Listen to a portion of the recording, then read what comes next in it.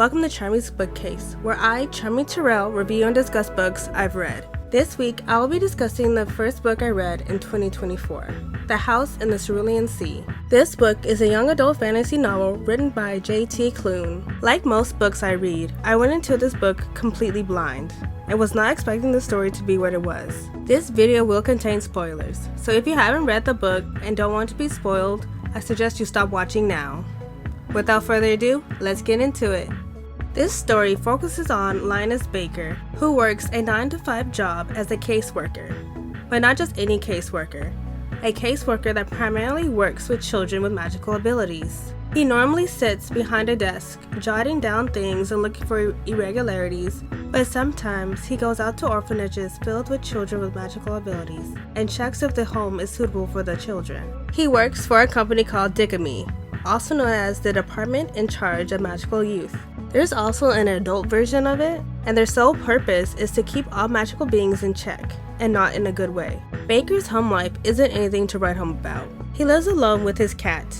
He is shy and non-confrontational. Doing all that's required of him and nothing more is basically his theme song. He lets everyone run over him for fear of being fired and losing everything. Essentially, everything in his life sucks. His life really reminds me of that one song from Schoolhouse Rock. Mr. Morton talked to his cat.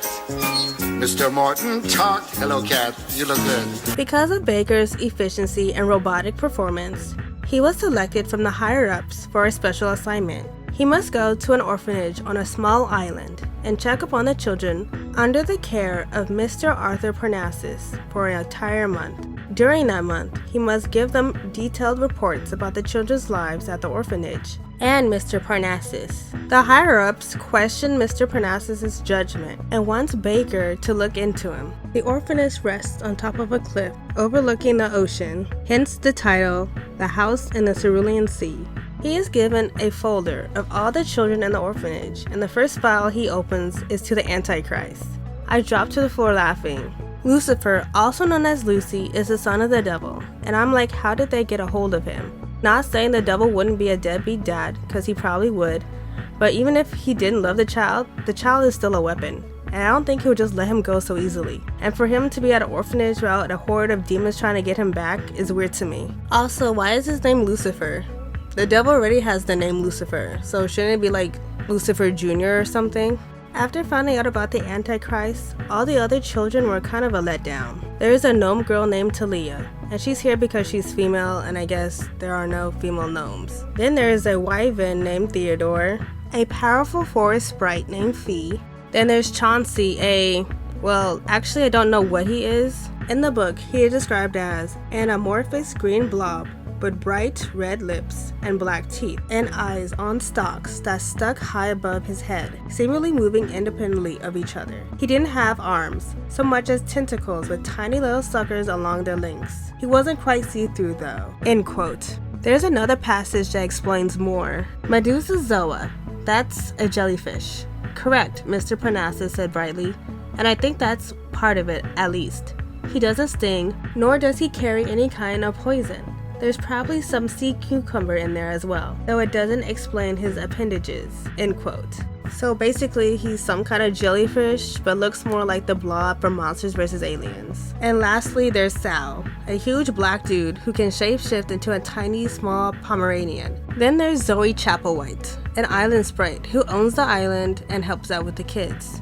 Not only that, but she helps Fee with her magical abilities. And last but not least, there is Arthur Parnassus, when upon meeting, Baker was crushing hard on. Over the course of a month, Baker spends every waking minute with the children, forming attachments and understanding that breaking from routine can be good for you. He also forms romantic feelings for Arthur, who turns out to be a phoenix, which I figured out in the middle of the book. I was like, he's either a phoenix or literally the devil in disguise, one or the other, which is one of the reasons why the higher-ups sent Baker. They wanted to see if a magical being could properly care for magical youth. This whole book is wholesome, but I have to admit, at times it felt like a PBS special, or like an after-school special. And it was nice and all, but I didn't care for it. There is a scene where the children go into town, and I expected more strife to happen. Lucy throws a guy against the wall for trying to perform an exorcism on him, and a man running an ice cream parlor refuses to serve them for being what they are. Later, the village people come back to attack the orphanage, only to be turned right back around before they even got to the island. I just wish there was more tension and adversity in this book.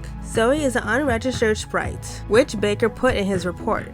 And I expected the company to step in at some point, but they didn't. Nothing really happened with it. After his month-long stay, Baker goes back to his home even after Arthur asks him to stay. But he leaves, turns in his report, and goes back to his boring 9-to-5 job that still treats him terribly. Till one day he says F it and yells at his boss, yells at upper management, and even steals files to expose their wrongdoings. In the end, Baker goes back to the orphanage. And until that part happened, I was really hoping for a Parent Trap surprise with the children along with Mr. Parnassus showing up at his place to bring him back, but that didn't happen. That would have been so cute. But no, he went back to them. Kind of like what Allie did with Noah in the end of The Notebook. The two kiss and make up and everyone lives happily ever after. Overall, I give the book 3.5 stars. The book has some really loving, wholesome moments, but it didn't wow me. I love the concept of the book. Magical beings being treated unfairly for just being who they are. What do you guys think about this book? Don't forget to like and subscribe to our channel. And don't forget to hit that bell to be notified every time we drop new content. Bye! See you later!